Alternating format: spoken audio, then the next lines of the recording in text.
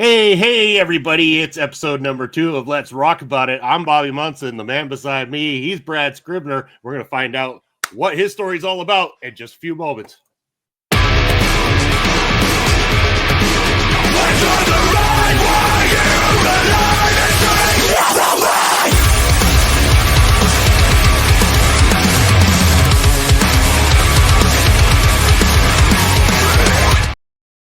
And if you love that rockin' intro, then you want to go check out my friends over at YouTube. Their names are OnLap Official, where they give copyright-free music for people like me who want to use it right here on the internet. But my guest at this time is a good friend of mine. We've known each other for quite a few years now, I would say. We'll have all sorts of stories to go over. But Brad Scribner of Chainfire Scriv Studios, sitting right beside me. Brad, my listeners don't really know your story yet or much about you necessarily. So why don't you give them an introduction, a little bit about your background? A little bit about me. Well, I started gigging and playing in bands and music back in 94, give or take. And have been playing guitar and bass and doing vocals, shitty like vocals, just FYI. Since then, started a band named Chainfire back in 2001. We released an album in 2007 and have released a couple singles since then. We're not very active. We did a bunch of shows in our early years and a bunch of touring and stuff like that throughout Canada. But we kind of got old, had kids, everything went sideways, and well, that's life. And then we moved on from there to just, doing our own thing. So I started up Studio Scriv. What's it been now? 3 years? 3 years now, I think. Started doing the studio stuff. I have been recording and producing music for local bands here in the Saskatoon, Saskatchewan area for the better part of 20 years anyways. So I just figured, why don't I just start my own thing and do it? And I did. So been doing that. Yeah. Nice little venture to take on in life. I'm sure of that. But going back to Chainfire here, which is again where we originally met, was our two bands at the time playing a new Sounds of Saskatoon, something like that. I can't remember the name of the studio or the show that was put together, but it was over at Le Relais in Saskatoon. Yep. Yeah. So there was three acts on this particular show. So there was my band, Suffer the Children, your band, Chainfire, and I don't know what that other band was. If you could call it a band. Experimental. It was very experimental. It was pots, pans. There was like a guitar made out of a milk jug or something like that too, I believe. It was a jug, or was it a cardboard thing or whatever it was, and slamming stuff on the ground and just random screaming and noises. They were like bird calls or something like that. Yeah. Oh yeah. That was, I got to say that of all the shows that I've ever performed at or been involved with, that was something. I mean, not going to lie, me and the guitarist at the bass player at the time in Chainfire, Richard, we took off during their performance partway through, and we went and stood outside drinking a 2-6 going, what the fuck did we get ourselves into here? It was quite the thing. Yeah. Because I know me and the group were sitting there watching this whole thing. They were, what is going on here? And, then we got the opportunity and we had to go on after it. It's kind of like, what do you do to follow that up? Like, we'll do our thing, but that was something. So, and then it was kind of like, it was great because then we played the show and then you guys hit the show. And right away, I'm like, oh, sweet. At least there's another band that's kind of in my style of what I like to listen to, what I like to rock out to. And that's kind of where, we started to become friends as well, too, was that particular night. And then it led to booking more shows here locally in Saskatoon. We've had quite the bit of adventures. And before I decided to do this show here today, I went back and I had to go look at the old videos as well, too, especially the Under Me video, which we had a lot of interesting times, I'd say, making that particular video. But for even that, I mean, the album that it comes from, Details. Let's talk a little bit about that first. Let's talk about the production of it, a little bit about the songwriting style that came about when you were not Details. It was Colors, is it? No, Details is the album. Yeah, Oh, Details. Colors is on. Okay, sorry. There's a song on it. Yep, you bet it is. It's a 9-song album. It's still plenty freaking long enough for 9 goddamn songs. I don't think I've written a song less than 5 minutes in my life. It usually gets trimmed down to less because somebody gets mad at me for how long it is. This is pretty common, but because I mean, the Guiltless Naive, the opening track on it, we wanted to open it with something hard, heavy, fast, get you right in the face. So it opens up with the Guiltless Naive. I can't tell you where I wrote that song or how I wrote that song. I can tell you that throughout the album, every song, like the album was written by Chainfire. Those songs initially were written by me. All the guitar parts, all the bass parts, not the drumming. The drum was written by our drummer, Chris Wazer. But the rest of it was written by me. And then over the years, as we performed them live, those guitar parts and bass parts gradually morphed and changed a little bit to become something different. The Game, for example, it's song number 6 on that album. Colin Tipton, our bass player at the time, he really took the little bit of a bass line that I had written for that and totally changed it to a point where like there's slap bass in it, lots of slapping, lots of plucking, and it's totally it's still metal. It's still metal. It's still hard rock. But it's got a different to it than a lot of the other songs on the album simply for that reason, because he took that one and just laid into it. Right. So that song came to fruition over the course of about 6 years of writing between 2000 and 2001. One of the songs, Lay Down, on that, for example, was written, I want to say in 98, 99. Chris and I worked on that song before Chainfire was ever Chainfire. Let's put it that way. And he had left Chainfire to play drums in another band called Sammy's Sticky Finger. In the meantime, I think that was them, right? That's the one. Yeah, I still remember. Drums for them for like 2-3 years. And Colin Tipton was our original drummer in Chainfire. He was originally the drummer. Richard Regal, who is our guitarist, was originally the bass player. And at that Lay Relay show, we did perform as a 3-piece. And it was Colin on the drums then, and Richard on bass, and myself on guitar and crappy vocals. But crappy because I don't think a person out there likes the sound of their voice. Let's put it that way. No, hell no. That's just the way it works. When you're very critical of your own sound, I think, right? But back to the album. Lay Down was written with me and Chris before Chainfire ever happened. Chainfire happened. The three of us were doing our thing, doing some shows. Chris was not happy in Sammy's Sticky Finger. He's like, man, I really want to play some metal. He was playing punk. That's what Sammy's Sticky Finger was a punk band. He's like, I really want to do some metal. I want to play some more double kick and stuff like that. And I invited him out to, okay, well, come practice with us. Like, come out. Chris and I have been together since, he was in elementary school when we did our first show together. I don't know if you know that. No, I did not. So I'll backtrack a little. I'll come back to the album. I know this is like off on a tangent, but I'm really good at tangents. Chris Wazer and I played at the talent night or whatever you want to call it at his elementary school. That was our first show together. We played a few different Metallica songs. And I think a Nirvana song. I could be mistaken, but I'm pretty sure it was a Nirvana song and a couple Metallica songs. I cannot remember who the other guys were. I think it might have been Chris's older brother, Dave, as well. And I don't know who else was there. I mean, shit, this is going back like 30 years, damn near. So this is a long time ago. Not to date myself, I'm a little old, but not that old. But it was, he would have been, what's grade 8? He would have been 14 at the time. Yeah, 13-ish, right? Something like that. Yeah. Yeah, and I'm like 5 years older than he is. So I would have been, 18, 19 at the time. Like, it was a long ass time ago. Maybe, no, I'm only 3 years older than that guy. Okay. Yeah. So because I was still in high school.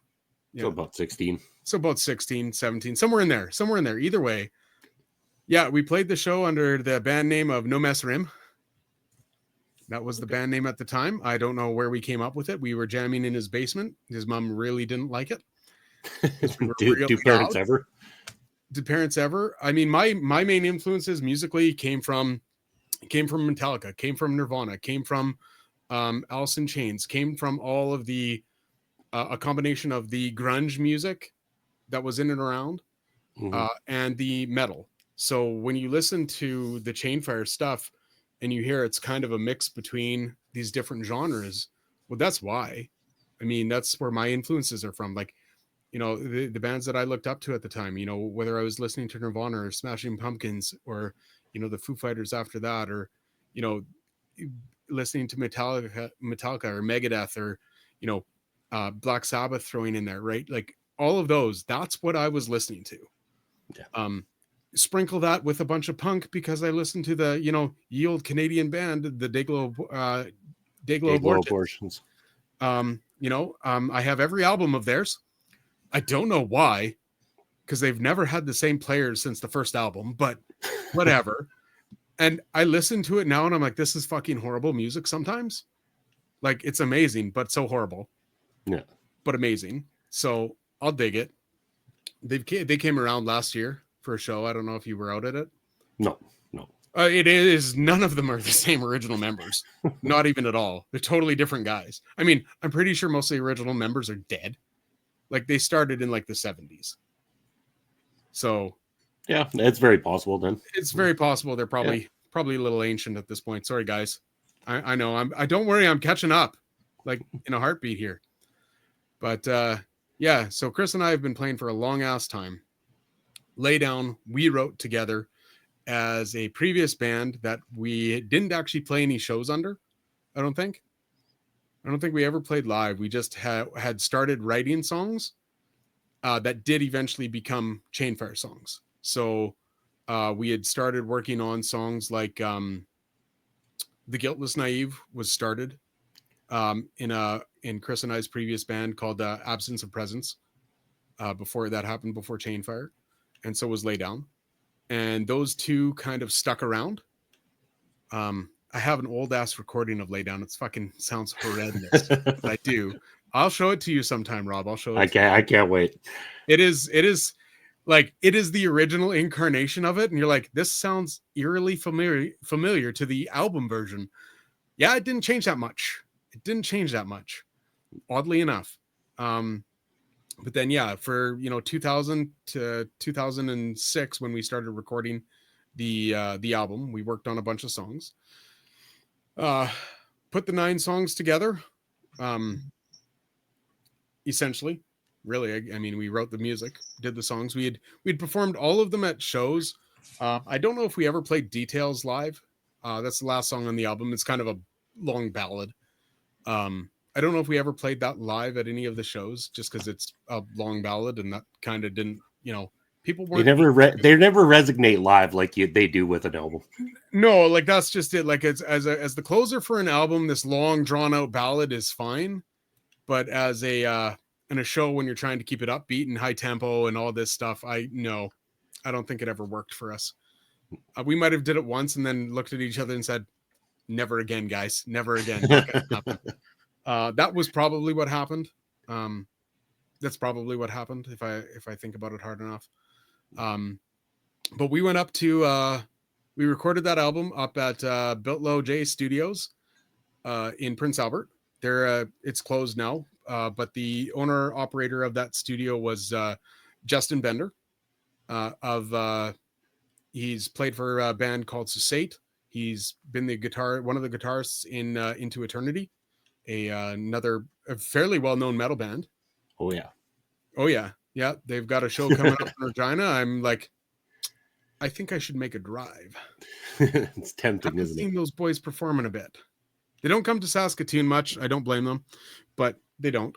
So, but Susate was here. They did their essentially like final kind of show together, reunion show. I don't know if you saw that.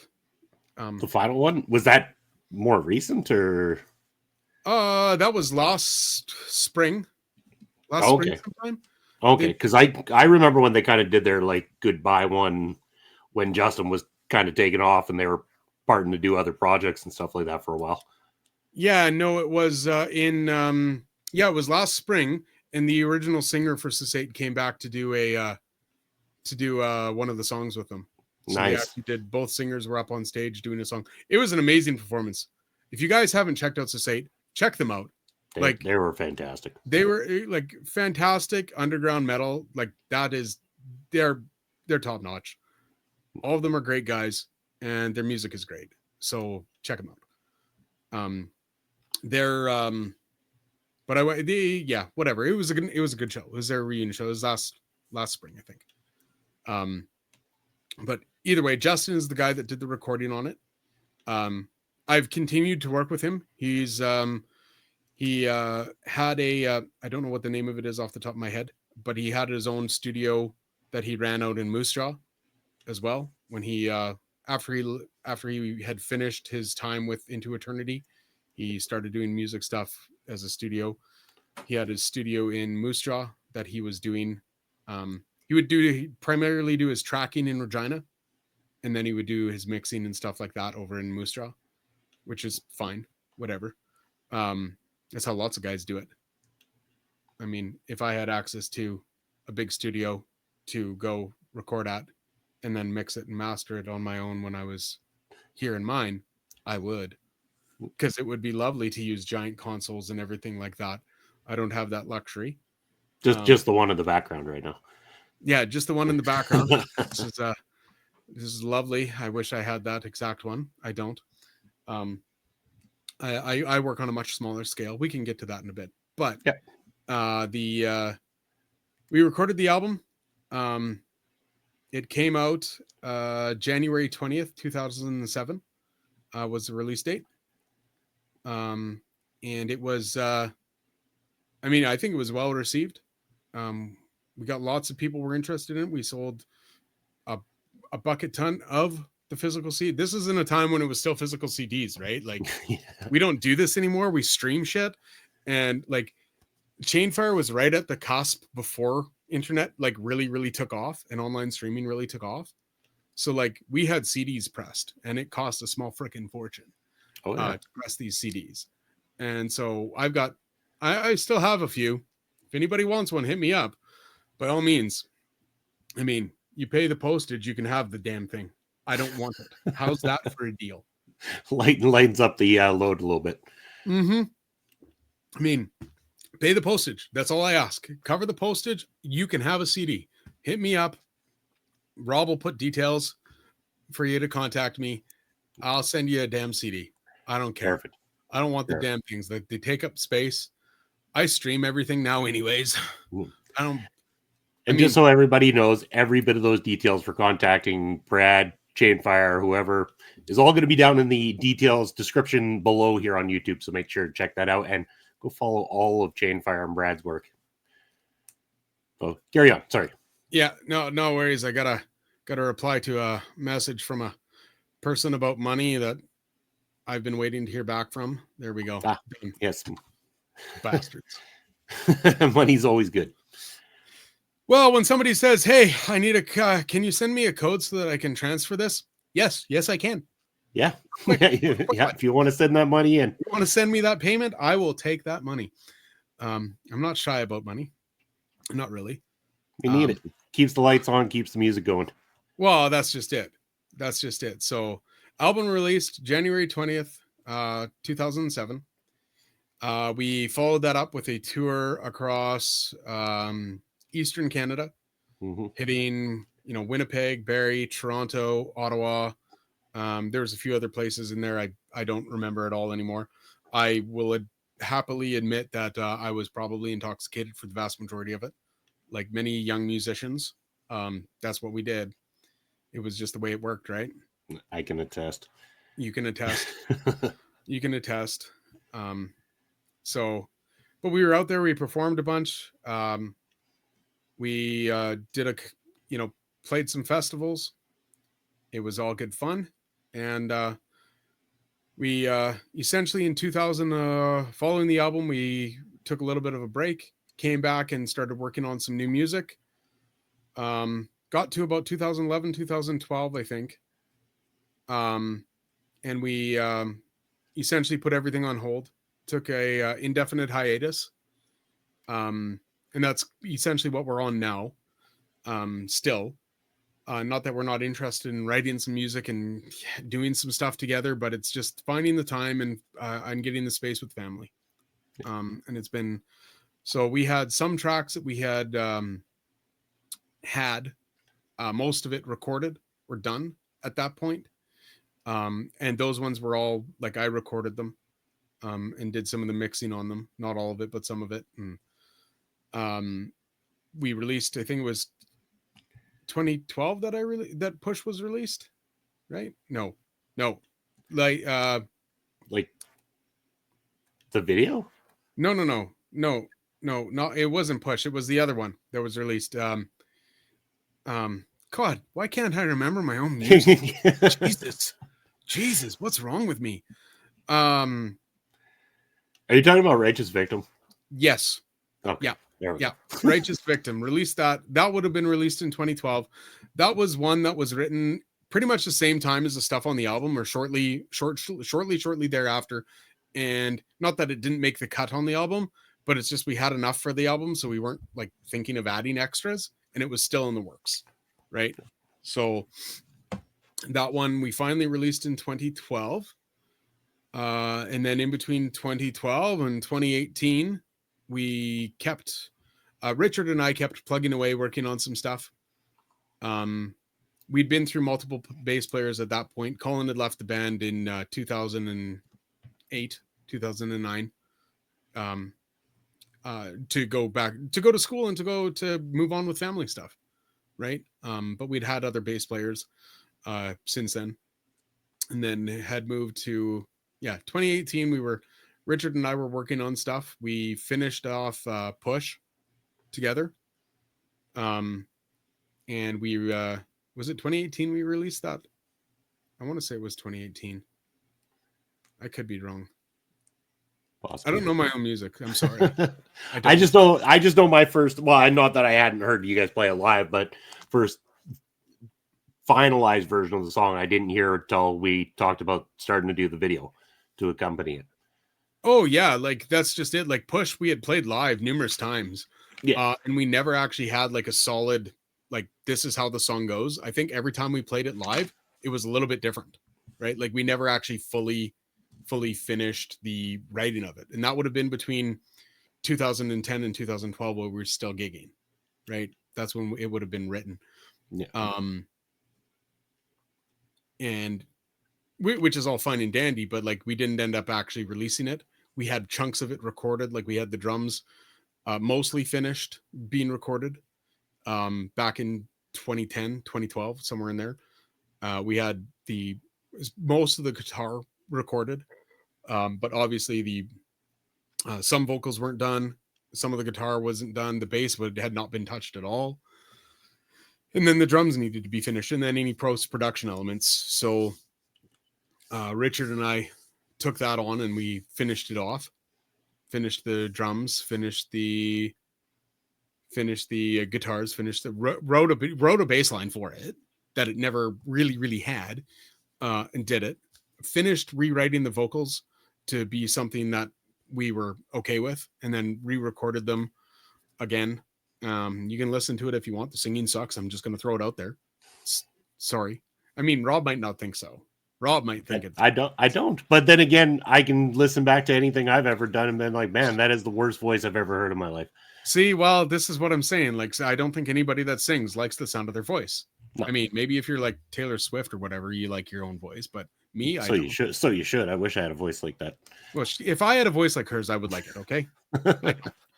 I don't. I've got no, I don't. I do not have that. And that's as nice as we're getting to the Swifties on this interview. Yeah, exactly. I'd have nothing else nice to say about that.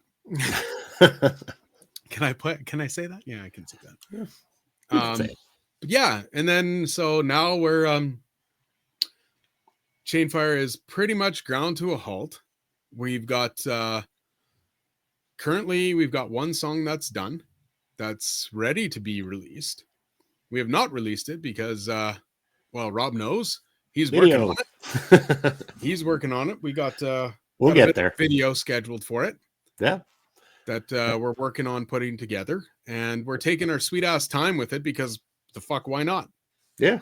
Why not make it that much more awesome when we put it? Well, and this might be probably the final track that Chainfire actually releases at least under the name Chainfire. Because it's the last one that all of the Richard and I essentially wrote together. Yeah. Right. And Richard and I being like the two remaining founding members of Chainfire, I don't know as though we're going to carry on doing anything else. Richard might be like, hey man, we're gonna do this. But he's super busy. Like, I haven't seen we text each other, hey, happy birthday, hey, happy New Year's, hey, Merry Christmas, kind of stuff. But I haven't seen him since, I don't know, last October. Yeah. Yeah. People get busy. It happens. Because we get busy. Like, life happens. Life gets in the way, right? Yeah. So yeah, that's kind of the way that Chainfire went. That's the Chainfire story. Well, I'm honored the fact that not only am I going to get to work on that final video with you guys, that I have had the opportunity. This will actually be the third video to work on with you as well, too, because we did the one for Push, as well as myself and Nate helped and made the one for Under Me back in the day, which we got to have that live experience where we were on that time frame. It was like this show is booked, debuting the music video at it, and Jet Set Satellite are coming down from Winnipeg and debuting their music video at this show too. So I remember a lot of sleepless nights working in the depths of the Saskatchewan University of Saskatchewan in their one media room there that you guys came down to help us out a few times on the video and stuff too, and just making sure it's like we've got to nail this down and going bit by bit. And a lot of people don't realize that with music videos that there's so many different cuts, and especially from say my end of the spectrum, I've played a little bit of bass, I've done vocals in bands, but I'm not a guitar player, so I know some little bits about a guitar. But sitting there and watching you guys crash out a solo or something like that and hearing it in the playground, it's, am I matching this properly? And a lot of the times the answer is no, because we don't know enough musically to pick up on the cues that you guys as musicians would see. But remembering back to that music video, that experience, that whole process, like I would have to say, Rob, that you guys knocked it out of the fucking park. You really did. Like, for a first music video, like, I don't think we could have ever asked for more. I don't think we could have. Like, we did amazingly. Like, I still watch that video every once in a while. Yeah. I still look at it, and like, that's of the Chainfire songs that have ever been written, that is still always my favorite. It's never not been my favorite. We didn't have the opportunity to release a single before the album. If we had, it would have been that. Yeah. It just would have been. It is, I don't know if it's our most listened to song streaming wise. Probably. I don't check that stuff. I'm not really into checking that crap. I write music for me. I don't write music for other people. I don't care. If you like it, great. Thank you. If you don't, well, that's okay. That's whatever. Do your own thing. Well, but the experience of that video was wild too, because what people don't understand is we lost the filming location and our two leads the day of. And so we flipped the script completely, found new locations, found new people, went for that trip down to Walmart to buy black drapes so we could drape off a wash bay at a commercial industrial type business in Saskatoon. And between the lighting and stuff, I watch it back and I'm like, are there things that with my knowledge of video now that I could do better? Sure. But all things considered, what we put together that day on the spot was, I'm still impressed by it. Yeah. Start at the beginning. We did this. We recorded everything to do with the music video in a day and a half. Yes. Yeah. Right. We did it in a day and a half. We started at, what was it? Friday evening. shortly after 6 o'clock or something like that. Worked until about 1 a.m. and then did shit the Saturday all the way until It was midnight late. or another 1 a.m. Yeah. I don't think we did anything the Sunday. Did we? I can't remember. Maybe we did Richard's place on the Sunday. Did we? No, I think we went from No. Richard's place with the shower scene straight to the wash bay afterwards. And then we were at the wash bay for the rest of the night because one of the people on the crew with us that day had her truck broken into and a purse stolen out of it from outside of the building that night. From outside of the building there. Like, and I mean, during it, like I was at the shop. I was doing all of the setup there. I wasn't on location at I wasn't on location at all at either we're at the bathtub area or at the area where with the stairwell and stuff like that. Like, I was not there. I was never there on any of that. The only place I was the shop because I was getting all that shit set up. Yeah. Right? I was getting that shit set up. I was helping with the logistics of moving shit around, getting all the equipment set up, getting it torn down. Right? Like, because we had scenes in there with the band. We had scenes in there with the two people that were doing the acting for us. Right? Like, so all things considered, we pulled that off in a day and a half of all recording it. Yep. And it was a couple really long fucking days and nights to get it all. I mean, Friday, I started a lot earlier on that Friday and got everything like ready and brought over and stuff like that and organized for it. And I mean, some people, like some of the other members of the band, they literally just showed up. They just showed up and did their part. And I mean, not that I mind. Like, I took it on. It was me that wanted to do this fucking music video anyways. Yeah. So I said, okay, let's write the script. Let's do this. Let's do this. Let's do this. And so, and the guys were pretty good about it. And we all kind of had a hand in like discussing the script and this is how we want it to go and blah, blah, blah, blah, blah. And I mean, you can watch the video for yourself to find out what it's about and listen to the lyrics of the song to know what it's about. It's not that complicated of a concept, really. No. And the video explains most. The video pretty much is self-explanatory. Probably would be demonetized a lot on YouTube nowadays. I'm just gonna say it. I'm not putting it on my channels anymore. Well, I'll link to it. I'll link to it in the description. That's about as far as it's going. The Chainfire YouTube channel has two videos on it. Two, maybe three. No, three now because I put the Push one up there. I think Push is on there. Yeah, Push is on there. It has Under Me on there. It has Push, and then it has I put together the music video for like the 10 years of Details, the making of Details. If you want to see how the album was recorded, actually, you know what? That's a good thing.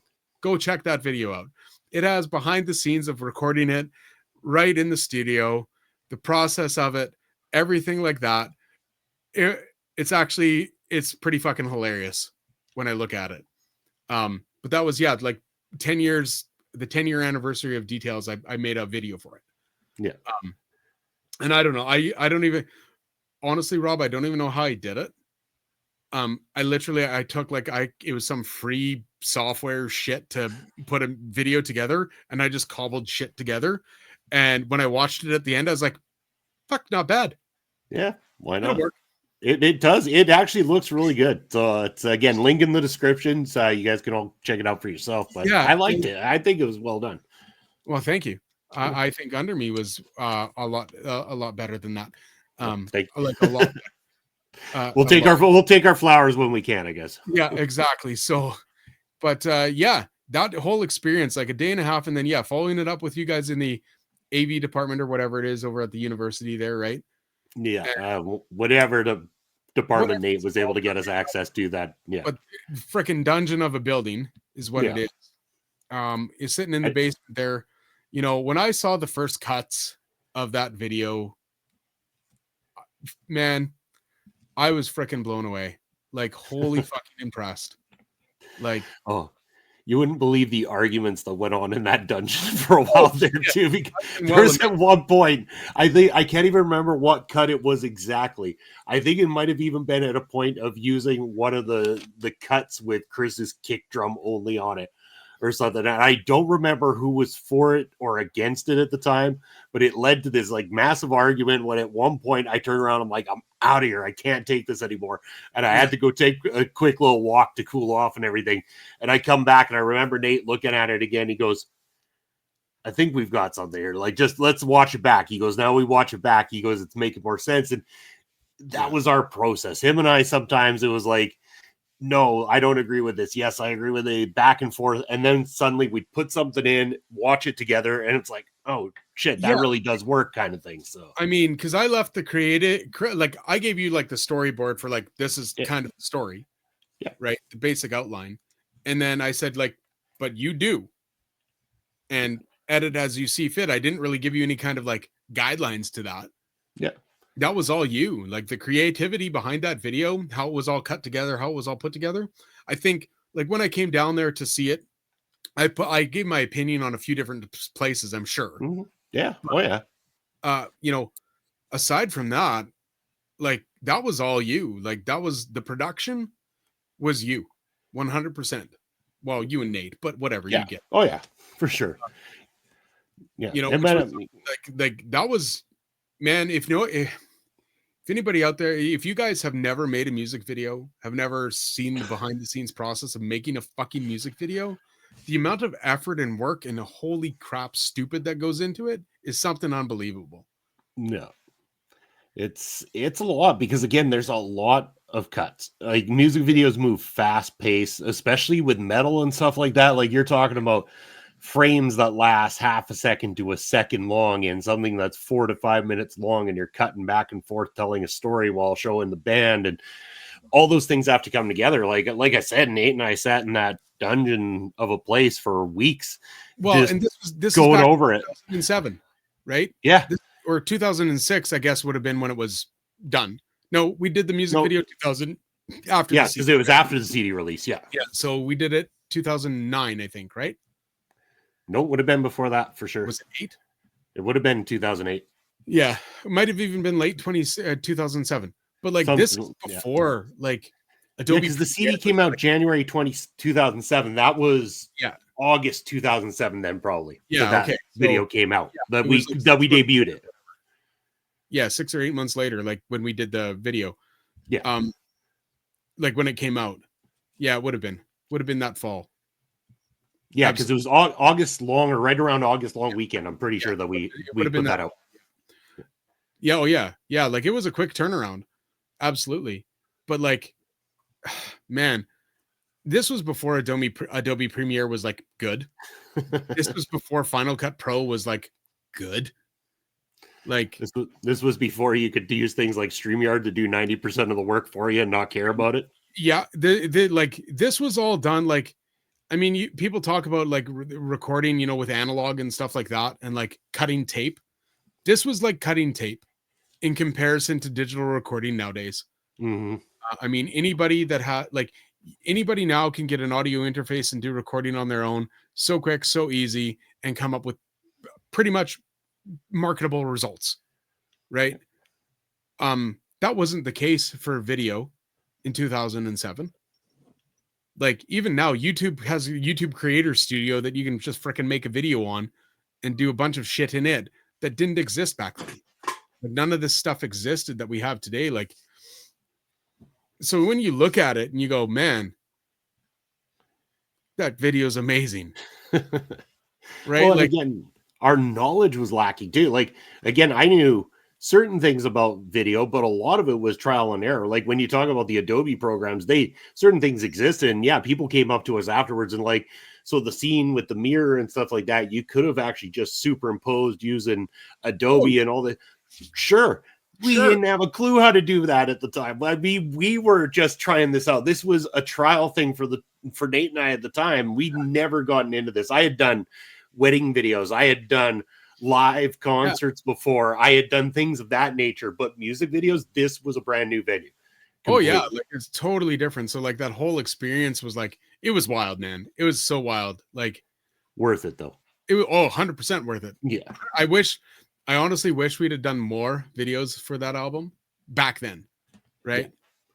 Yeah. There was a plan to until like all of a sudden it was, I think that was when Colin was departing and stuff like that. You didn't want to continue on doing videos with Colin not in the picture. Yeah. Like that's just it. Like Colin left in 2008, like essentially a year after the album released that, he was accepted into school, for power engineering, and he knew it was going to take all of his time. So I think it was even the fall of 2007, he started to, he was going back to school. And by spring of 2008, he was like, I can't, it's too much. Yeah. And we, fair enough. I don't begrudge the guy one little bit. He's an amazing dude. I wish we could hang out and spend a bunch of time together, but and reminisce and all that shit, but he's a busy man. Yeah. He's married, got kids, I think. I'm sure he does. Last I checked, because I stalk him on socials every once in a while, because we're still friends. We're friends on that crack book site that you know of. I mean, us old folks still use that stuff. I know, of course, all Instagrams and shit, right? We gotta cater to our crowd too, Yeah. Well, like that's just it, right? So I know a bunch of people on that stuff. So yeah, so we didn't want to do that without Colin. Not really. And then we had other bass players for a while that we had considered doing stuff with. But none of them stuck around long enough for us to be like, hey, let's do a music video with you. And not for any bad reason, really. I mean, we had Anna, who took off to school. We had Jordan Bray, right? Bray? Yeah, Jordan Bray, who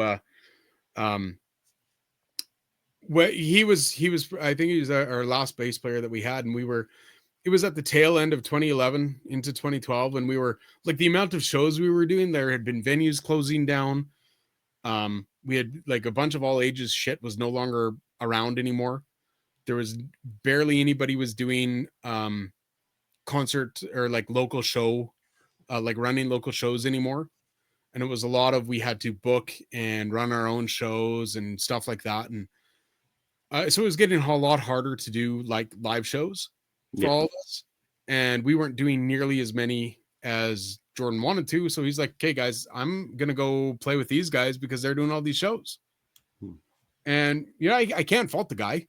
No. I mean, we were down to doing, we were at a point, 2007 through 2010, we were doing 6, 7, 8 shows a month, give or take. Right. Which for a local indie band is a lot. Yeah. That's fantastic, actually. And then 2011, it dropped off to be pretty much 1 show a month. And by the time 2012 hit, it was a show every 3 months. Yeah.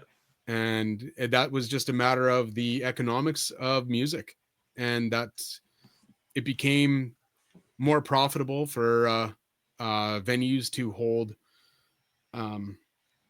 raves or hold bigger events with, 19 plus crowd that had liquor sales. Yep. And whatnot. So they did a lot less. And most of our market, like, let's face it, most of our fans throughout our entire like big spell, all of them were significantly younger. Like when we were 20 to 24 playing these shows, we were playing to crowds of 13 to 17-year-old kids the vast majority of the time. Yeah. Because those are the people that were into the music. The 19 plus crowd they were not into this. They were not, that wasn't theirs. That wasn't their thing. And I mean, I don't blame them, like, whatever, do your thing. Right. But it kind of made it so that all ages shows were kind of the ticket to do anything locally. And that fell to the wayside, and it still, unfortunately, has not come back, at least not in this city. No, and that's a thing. It seems to be more of a niche thing, and a lot of the people, they get to that age where they can go party, and the EDM music takes over. A lot of it takes their souls away from the metal, and unfortunately, that's the nature of the beast. Getting away from Chainfire though, because I want to keep this to about an hour here. Let's talk about Scriv Studio, because that's where your new venture's at. Let's talk about some of the groups you've had in, kind of what the future holds for Scriv Studio as well. What the accomplishments are you looking to get out of it? Oh, well, Studio Scriv essentially is born out of the idea of just, you know what, might as well give back to the local community, do some recording stuff. Like I had mentioned, I started recording essentially back in, it would have been, I don't know, 2005, 7, somewhere in there. I don't know, Pro Tools 7. Whenever that was around, that's when I started, because that's what I started with, was Pro Tools 7. So Google search that shit and find it. You'll know. It's been a while. Been a hot minute or two, because we're at Pro Tools 2025 point whatever now. So it's been a little bit. Just to, you know, but it's been a while. I've recorded, I started way back then recording bands like they were at the time, I believe they were under, I don't know if they were under the name Letter Bomb. Might have been after that. The Battlefords band, a local band here that was recorded. Some work with Captain, another local band here. Did a single and a full album for those guys. In addition to the Lara Talion. I'm gonna get her name wrong. I'm sorry, Lara. Oh my god. I'm sorry. I'm sorry. I fucked up your name. I'm bad. Recorded some songs for her, and then I've done a bunch of remix work. That on a bunch of different songs for a bunch of different, not for directly for the artists, but through different courses that I've taken to get better at doing this shit. Because why not? I believe in always doing self-improvement of some nature, whether that's taking a course, whether that's practice, whatever it is. I found somewhere where I could participate in doing stuff with different artists, with their blessing, not directly for them, but with access to their multi-tracks that I could use in a portfolio to build up, so I could show people like that, hey, I can actually do this shit kind of stuff. And so I did that. I recently did a 30 and 30 mix competition kind of thing course where it was literally 30 songs in 30 days mixed within 2 hours, start to finish, all the prep, all the mixing, mastering, everything, start to finish. If I wanted to add work in that time, wanted to edit them in that time, all of it within 2 hours each song. So yes, that was tricky, but I did it. Every one, I completed all of the songs. We pushed it even from a 30 and 30 to 35 songs. Said, fuck it, let's just continue.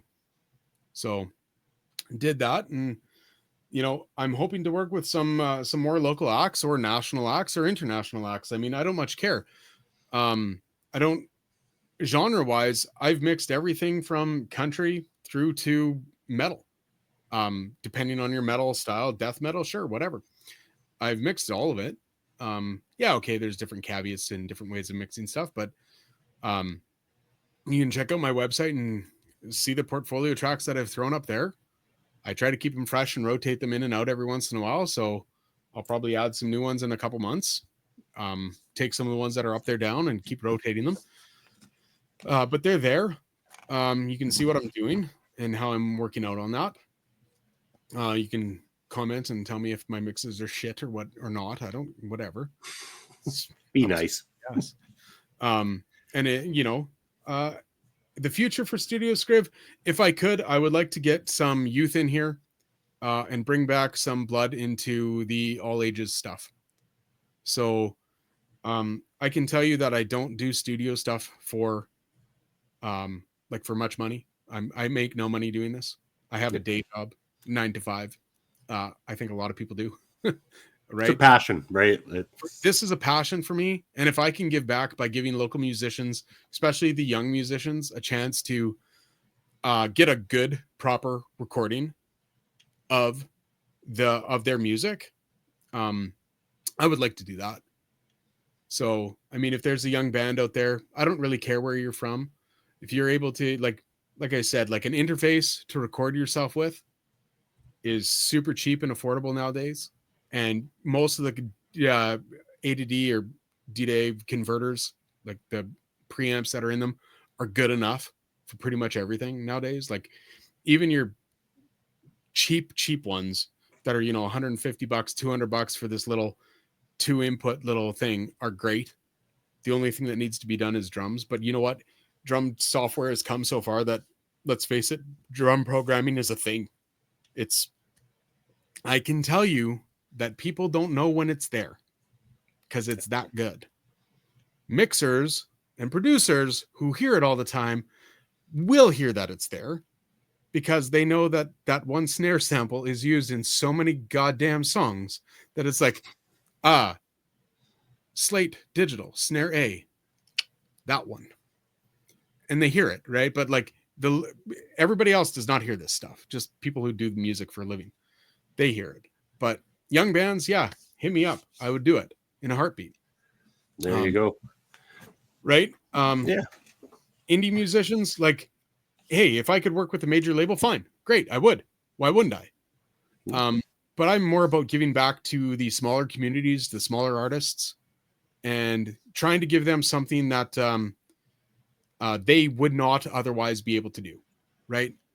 Much like you were able to pull a music video out for Chainfire when we were a smaller indie band, and that music video, a lot of people saw it. A lot of people reached out to us because of it. I'm quite positive we got a bunch of shows booked simply because people had seen it, right? Like doing something about that, getting yourself out there and showing it off. That helped Chainfire tremendously way back then. And if I could do that for people by, taking the music that they wrote and adding to it or augmenting to it, or, helping them with the production of it or the recording of it or the mixing of it to get it to a point where it's like, this is actually something quality that you can take to, can put online line to stream, can share with your friends. I would gladly do that for people. Exactly. It's all about being able to give back, and that's one thing I know that you're passionate about, that I've been passionate about as well too, and everything, and that's why we do the things we do. I'm going to say we're going to bring it to a close here today. I know that the two of us could probably go for hours upon hours more, and maybe we'll have to do a follow-up down the line when we go to release the video. How about that? When we go to release the video, let's do a follow-up here on Let's Rock About It. But in the meantime and in between time, Brad, let people know you got any social media to plug for the bands, for the studio, for yourself personally, and anything that you want to mention before we take off here. Yeah, for sure. You can hit me up at scriv.ca. That's the studio website. Chainfire.ca is the band's website. We're on, both the band and the studio are on Instagram and Facebook and YouTube, I think. At least Chainfire is. Leave a comment. I mean, I never check them, but just if you want to, go for it, right? If you hit me up anywhere through the studio or through the band, you'll find me. And that's it.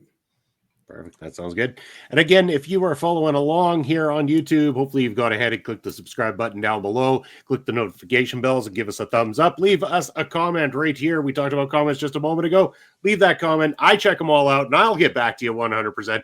And check out OLE Podcasts across all social media as well too. Get the word out about this video and all the videos from the great contributors we have from around the globe. But that's going to be it for myself and Brad on Let's Talk About It. And we will see you again soon. Keep on